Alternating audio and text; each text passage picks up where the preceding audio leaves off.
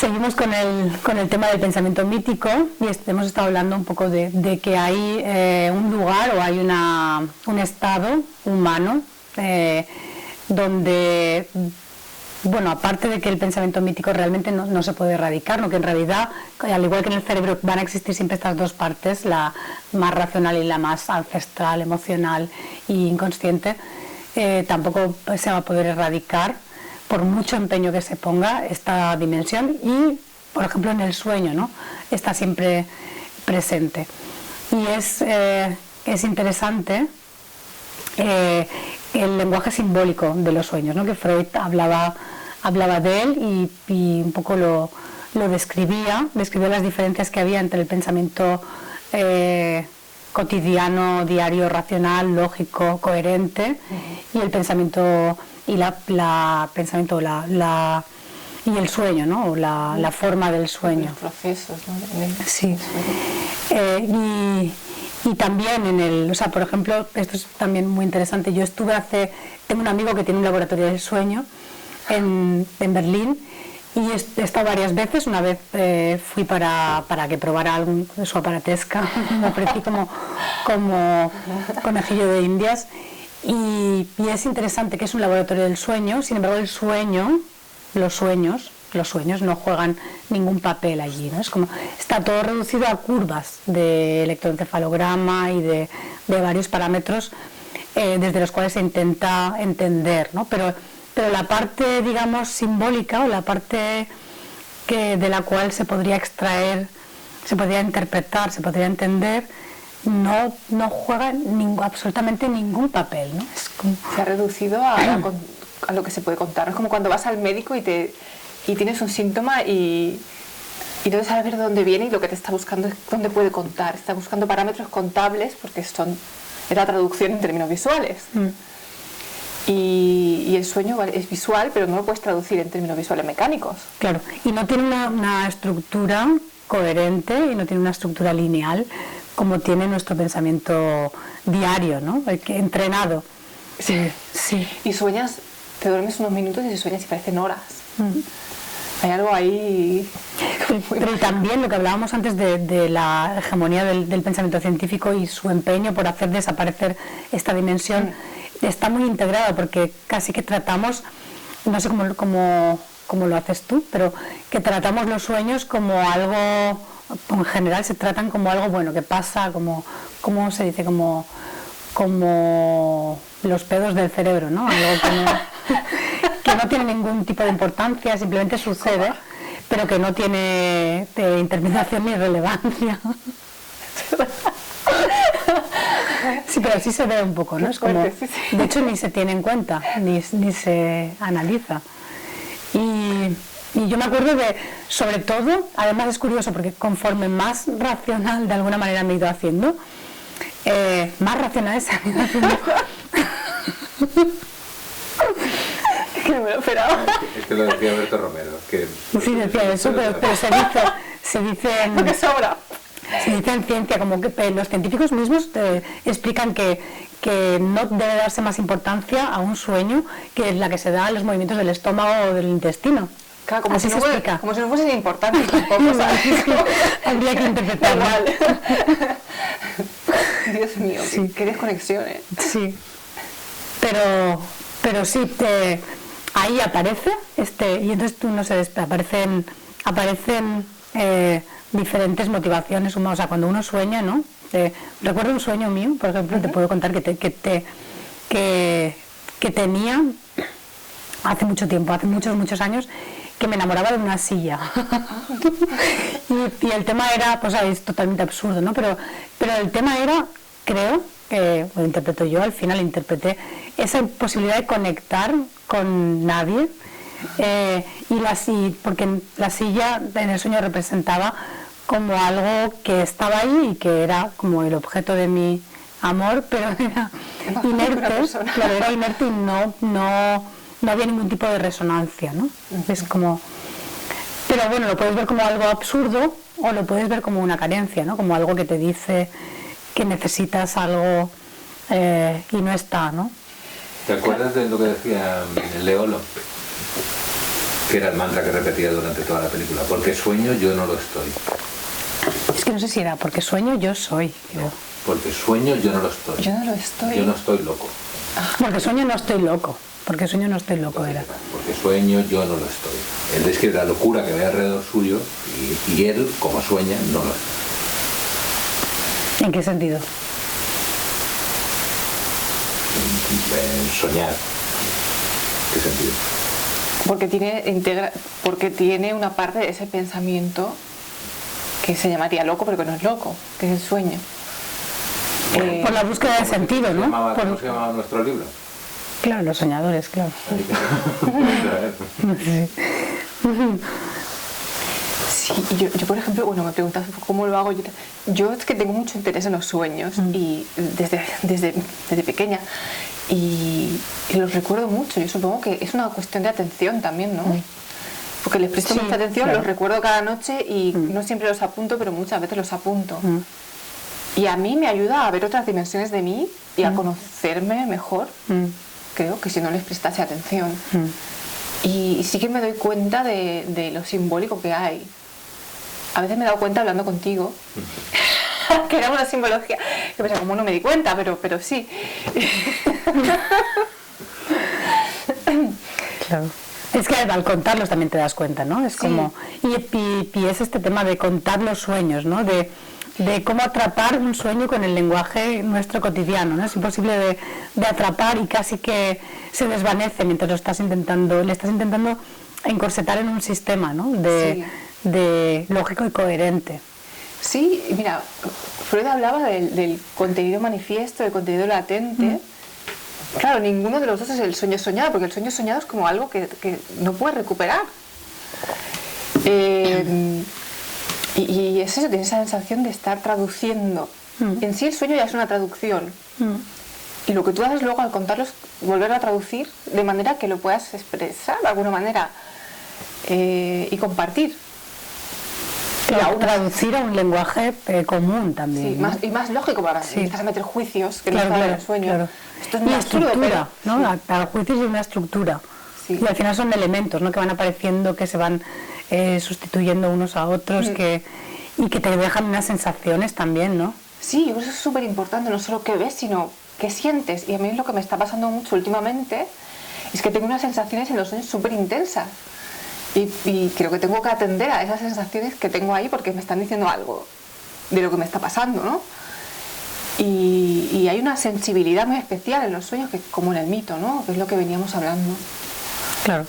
Y que el día a día puede sepultar y puede anestesiar. Sepultar, anestesiar y además quitarle importancia, ¿no? Decir que esos son procesos que no aportan nada, ¿no? De nuevo el juicio, ¿no? El juicio sobre la sombra, sobre esa parte nuestra más ancestral y más emocional, que andamos juzgando y negando y intentando como... Yo supongo que... Pero qué curioso, ¿no? Es que curioso ese empeño de negar esa parte, ¿no? No se puede. Cuando no se puede, pues estamos intentando. Pero ¿por qué hay tanto empeño? Porque no se puede cuantificar. Claro, yo creo que porque no sabes cómo aproximarte a ella en realidad, ¿no? No sabes cómo aproximarte y te molesta incluso que haya gente que se aproxime y que hable del tema, ¿no? Es como molesta que haya gente que tenga una conexión con esta parte, porque genera una brecha, ¿no? Es como el lenguaje racional es un lenguaje común que compartimos con otra gente y que es como está estipulado para comunicarse a un nivel superficial, mientras que esto es algo como muy de mirarte a ti, ¿no? Muy de mirar hacia adentro. Claro, supongo que están intentando, no mires mucho, no sé, que descubras algo, no sé, que te conectes contigo, no sé, que sientas. Claro, eso decía Tenin, no voy a hacer que no te guste lo que encuentres, ¿no? Que te encuentres... Y si no te gusta no pasa nada tampoco, porque justo si tú tienes algo de ti que no te gusta y no lo sabes, no lo puedes cambiar jamás. Claro, pero pasar por ese momento de vergüenza, ¿no? De mirarte al espejo es lo que no queremos hacer, ¿no? Es como... Pero porque hay mucho juicio también, ¿no? Pero no te quieres mirar al espejo porque no quieres ver tal defecto, pero es porque te han dicho que eso es un defecto. Cuando a lo mejor, ¿por qué tiene que ser un defecto? Para eso tienes que cuestionar la sociedad, ¿no? Exacto. Lo cual no suele pasar. Estamos más entrenados para culpabilizarnos a nosotros. Para negar esa parte, para negarla, que para cuestionar a una gran masa que te va a sí, es que eso llega al extremo al final, que es lo que yo veo en la consulta, de que claro, como al haber pasado esto ya, luego la gente es infeliz, ¿no? Más que infeliz, está a falta de sentido. Y entonces el siguiente paso es erradicar las emociones, porque como no hay dimensión de sentido que un poco dota tu vida de algo un poco más, pues eso, como si donde tienen lugar las emociones, claro, ¿para qué las quieres? Claro, y como no existe eso, ni existe la posibilidad, porque todo es superficial, sencillo y lógico, entonces, ¿qué hago con las emociones? Con las emociones que entran en contradicción con lo que debería de ser lógico y racional. ¿Qué hago con ellas? Pues no quiero tenerlas. Y esa es la petición que más se repite, es como, yo no debería de sentirme así, no debería de sentirme así. Juicio también, eso es juicio. Yo no debería. Está juzgando. Porque tengo un juicio y una especie de desesperación, porque no quiero ser, porque sufro, pero no le encuentro sentido a mi sufrimiento, ninguno, no tiene ningún sentido. Y ese es el sufrimiento, no encontrar sentido. La falta de sentido, claro. Es como el mal del siglo, ¿no? Y la falta de sentido. La falta de sentido es consecuencia directa del pensamiento científico, porque el pensamiento científico, digamos que dejó de un lado el sentido, de alguna manera, para centrarse en causa-efecto, ¿no? En cómo voy a conseguir algo. Igual pensando en recuperarlo en algún momento, ¿no? Al igual que cuando divides las partes del ser humano, el corazón, el pulmón y las estudias, en el fondo crees que estás entendiendo mejor al ser humano y cada vez te estás alejando más de él, ¿no? Es como, y del sentido igual, se deja de lado y se postula que igual el sentido está en vivir más tiempo. ¿Para qué? Nadie te lo va a explicar. Y al final del sufrimiento de la falta de sentido viene a querer ser compensado con una erradicación de las emociones directamente, ¿no? Mira, ahora estaba pensando en un fragmento que creo que te pasó una vez de un libro de Eric Fromm y Suzuki, que se llama, no recuerdo si es budismo, y psicoanálisis o psicoanálisis y budismo, pero bueno, no importa. El caso es que Suzuki habla de que el pensamiento científico siempre conoce un objeto muerto, porque lo que conoce es un objeto diseccionado. Y habla de esa falta de sentido. Muerto no tiene sentido, claro. Exacto, habla de esa falta de sentido, ¿no? Y de cómo el Zen mantiene esa fusión sujeto-objeto. Bueno, si hablar de sujeto-objeto ya es hablar en ese lenguaje, ¿no? Pero para entendernos. Y es como que es algo que está ligado a la vida, es vital. No necesita matar a su objeto para conocerlo. Se une con él. Y ese es el mito también, o eso sería el sueño, es unirte a tu inconsciente. Y creo que viviríamos muy diferente acompañando a nuestro inconsciente que no juzgándolo e intentando deshacernos de él, porque además que nunca nos vamos a deshacer, por suerte, pero no podemos estar viviendo constantemente en esa lucha de deshacernos. Es absurdo. Claro, estaba pensando en un vídeo que vimos ayer de que se está, creo que era de Japón, de todos estos muñecos de compañía, bueno, muñecas sexuales en realidad, pero también, o sea, van a ir más allá, y que cada vez son más perfectas y que en el fondo sustituyen al otro, y es que ahí esos objetos sí que están muertos, no son seres, claro, son otredades vacías, ¿no? Muertas, pero con las que nos podemos relacionar, además de las que no viene ningún peligro, porque no nos cuestionan, porque no nos van a hacer daño, están muertas al final, ¿no? Es como, y decían los creadores de estos muñecos que dentro de 50 años que va a haber más relación entre personas, muñecos, que entre personas y personas. Y yo lo veo muy plausible, porque lo que decía McLuhan, ¿no? Que de los medios, ¿no? No están describiendo, no están haciendo una predicción, la están creando, están generando Claro. las condiciones para que eso suceda, ¿no? Están generando las realidades que a ellos les interesa que lo están haciendo. Claro, Ahora ellos- descaradamente. Ellos producen el producto, ¿no? Generan el miedo al ser humano, que se está generando ahora, ¿no? Es como del ser humano distancia, y te dan la alternativa y además te la hacen atractiva y parecida, pero sin esa dimensión mítica justa, sin esa dimensión sin alma, ¿no? Es de lo que nos estamos convirtiendo, pues esos son los objetos, y claro, con ellos nos podemos relacionar porque no hay nada que indagar ahí, ¿no? Es como podemos estar tranquilos y cómodos, ¿no? No nos van a poner en cuestión. Es como me recuerda al tema que trata Han más de una vez de los Gegenstände, ¿no? De los que ya no son, o sea, ahora hay objetos, antes los objetos había Gegenstände, que son aquello que se nos contrapone, aquello que nos hace resistencia, y es como esa es como una relación con el otro, ¿no? Que hay una dinámica, con un muñeco no sé qué dinámica. La que tú proyectas, ¿no? Sí. Al final es una proyección de ti. Hombre, si fuese sexual, aún sería un consuelo, porque sería un fetiche. Pero estos vendían la burra de que era más una relación de amor. Pero es que aunque no la vendan, es que al final yo creo que tenemos una tendencia a vincularnos con lo que utilizamos como objeto sexual, ¿no? Es como, aunque no sea esa la Hay intención. de referencia a Tamaño Natural, Hoffman, ¿no? Con Olimpia. Sí, estaba pensando en Pigmalión, también digo, mira, Pigmalión aún es mejor porque por lo menos ama tanto a la estatua que le da vida. Es al revés, ¿no? De todo esto, ella vive. En cambio aquí ya es directamente, no, yo escojo algo sin vida porque así es más fácil. Pero la verdad es que ayer estaba mirando este micro reportaje, y lo que dicen los protagonistas que ya tienen relaciones sexuales sexuales, pero que es que van un poco más allá. No, es que ellos hablaban de amor. Hablaban de De enamorarse. No, y ya no él del muñeco, sino que el muñeco se enamorase de él. Ah, sí. O sea, Sí. Programarlo con algoritmos para que depende de tú cómo lo trates, el muñeco se enamora o no se enamora.